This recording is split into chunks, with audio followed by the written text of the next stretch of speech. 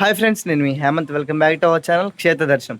ఈరోజు మనం అయితే ఒక మంచి అద్భుతమైన వైష్ణవ ఆలయాన్ని దర్శించబోతున్నాం. ఈ ఆలయం ఏంటంటే ఆళ్వార్లు కీర్తించిన 108 వైష్ణవ దివ్య దేశాలలో ఒకటి. అండ్ అదే కాకుండా మీకు అందరికి బాగా తెలిసి ఉన్నది గజేంద్ర మోక్షం. ఈ యొక్క గజేంద్ర మోక్షం జరిగిన ప్రదేశం కూడా ఇదే. ఈ ఆలయంలోని శ్రీ మహావిష్ణువు అయితే శ్రీ అష్టభుజంగ పెరుమాళకి అయితే దర్శనమైతే ఇస్తారు. ఇంత గొప్ప చరిత్ర ఉన్న ఈ ఆలయం దగ్గరికి వెళ్ళి ఈ ఆలయం యొక్క పూర్తి స్థలపుర నిర్మాణం అవన్నీ తెలుసుకుందాం. ఈ వీడియోని లైక్ చేసి స్టార్ట్ చేయండి. మన ఛానల్ సబ్స్క్రైబ్ అయితే చేసుకోండి. Let's start our video. ఈ ఆలయం అనేది తమిళనాడు రాష్ట్రం కాంచీపురం ఒక ప్రాంతంలో అయితే ఉండదండి. కాంచీపురంలోని రైల్వే స్టేషన్ నుంచి అయితే ఈ ఆలయం 3.5 కిలోమీటరు, కాంచీపురం బస్ స్టాండ్ నుంచి అయితే 2 కిలోమీటర్ల డిస్టెన్స్లో అయితే ఉంటుంది. మన తెలుగు రాష్ట్రాల నుంచి ఎక్కడి నుంచి అయినా సరే కాంచీపురానికి రెగ్యులర్గా బస్సులు అయితే అవైలబుల్లో ఉంటాయి.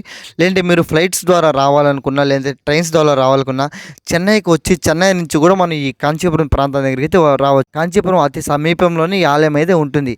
మీరు కాంచీపురానికి వచ్చినప్పుడు తప్పకుండా ఈ ఆలయం దర్శించండి.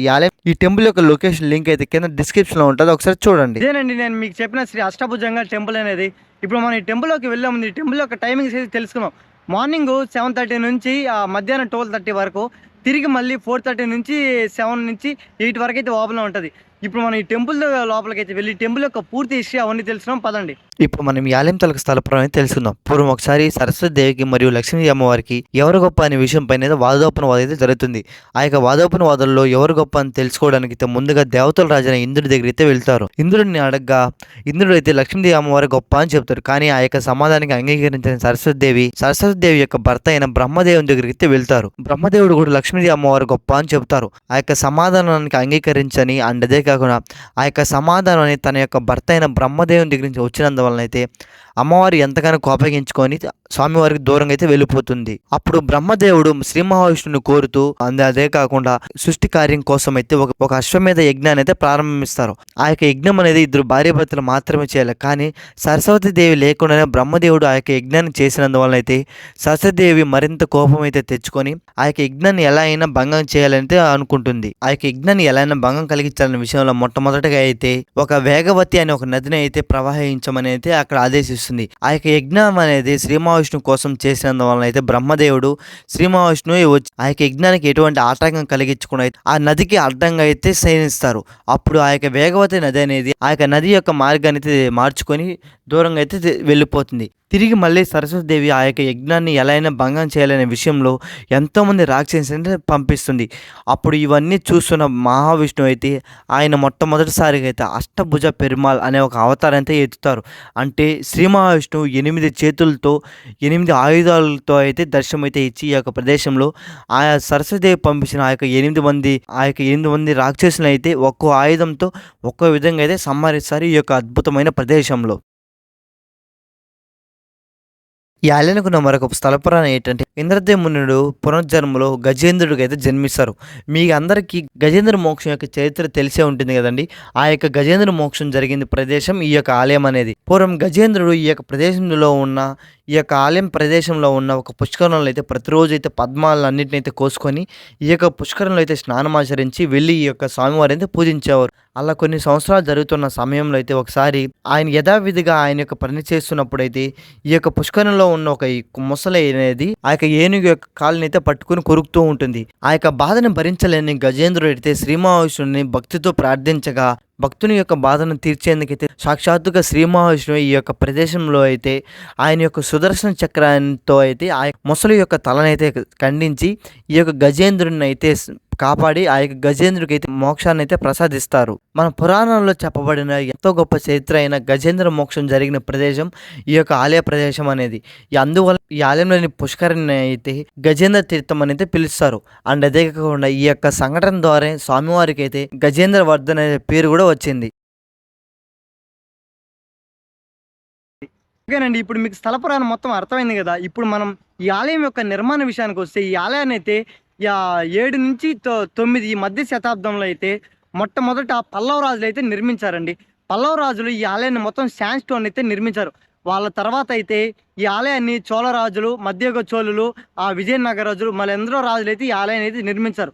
ఇక్కడ స్వామివారు 8 చేతులతో అయితే మనకు గర్భగుడిలో దర్శనమిస్తారు. 8 చేతులతో స్వామివారైతే కత్తి, డాలు, గద, విల్లు, బాణం, పద్మం, శంఖం, చక్రం వీటితో అయితే స్వామివారు మనకు దర్శనమైతే ఇస్తారు. అలానే స్వామివారి యొక్క వక్షస్థలంలో మహాలక్ష్మి అమ్మవారిని అయితే కలిగి ఉంటారు. అలానే శాలిగ్రామంతో చేసిన హారాన్ని కూడా ఆయన మెడలో వేసుకుని అయితే ఉంటారు.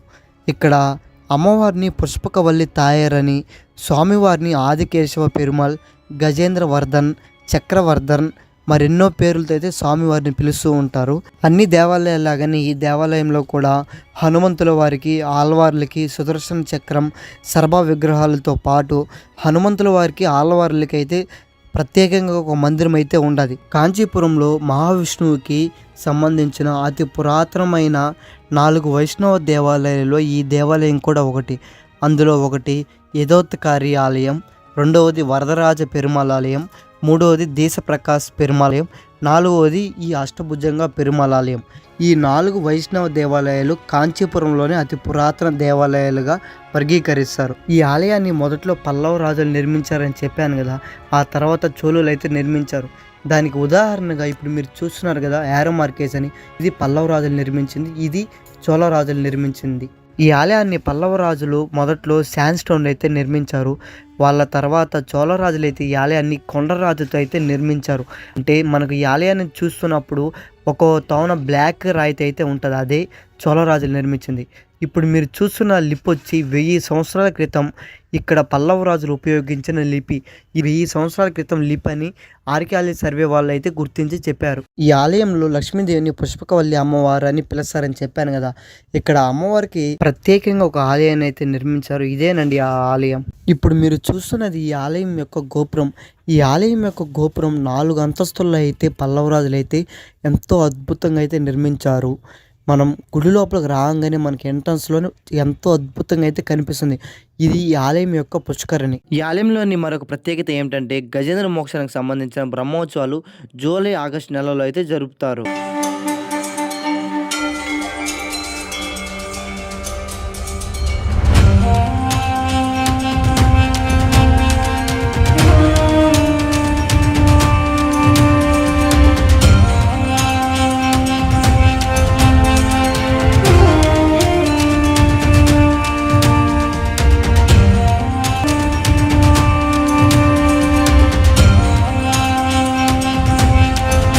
ఓకే, ఇదండి వాళ్ళ వీడియో. ఎలా నచ్చిందా? నాకైతే చాలా అంటే చాలా బాగా నచ్చింది. ఈ యొక్క 108 దివ్య దేశాల్లో అయినా ఈ యొక్క అష్టభుజంగ పెరుమాళ్ దర్శించుకోవడం అనేది. మీరు కూడా కాంచీపురానికి వచ్చినప్పుడు తప్పకుండా అయితే ఈ ఆలయం దర్శించండి. ఓకేనా? ఈ వీడియో ముందైతే మన ఛానల్లో శ్రీ మాసిలమ్మనేశ్వర ఆలయం అండ్ అదే కాకుండా శ్రీ జలంధీశ్వర ఆలయం కూడా పెట్టాము. అండ్ ముఖ్యమైన వీడియో అదేంటంటే అయ్యప్ప స్వామి మాల ధరించాక మనం తప్పకుండా పాటించాల్సిన నియమ నిష్టల గురించి అయితే వీడియో అయితే పెట్టాము. 3 వీడియోస్ తాలూకు లింక్ అయితే కింద డిస్క్రిప్షన్లో ఉంటుంది, చూడండి. అండ్ అదే కాకుండా ఈ వీడియో తర్వాత మన ఛానల్లో ఒక అద్భుతమైన వీడియో అయితే వస్తుంది. అదేంటంటే అయ్యప్ప స్వామి యొక్క టెంపుల్ గురించి అయితే, శబరిమల యొక్క ట్రిప్ డీటెయిల్స్ అండ్ అదే కాకుండా శబరిమల యాత్ర దర్శించవలసిన ఆలయాలు అవన్నీ అయితే తప్పకుండా అయితే ఒక వీడియో అయితే వస్తుంది, చూడండి. ఆ వీడియోని మీరు మిస్ అవ్వకుండా ఉండాలంటే ఇప్పుడే మన ఛానల్ దయచేసి సబ్స్క్రైబ్ అయితే చేసుకోండి. ఈ వీడియో కానీ నచ్చితే ఈ వీడియోని లైక్ చేసి మన ఛానల్ సబ్స్క్రైబ్ అయితే చేసుకోండి. మళ్ళీ ఒక మంచిలో కలుసుకుని అంతవరకు మీకు క్షేత్ర దర్శనం హేమంత్. జై హింద్.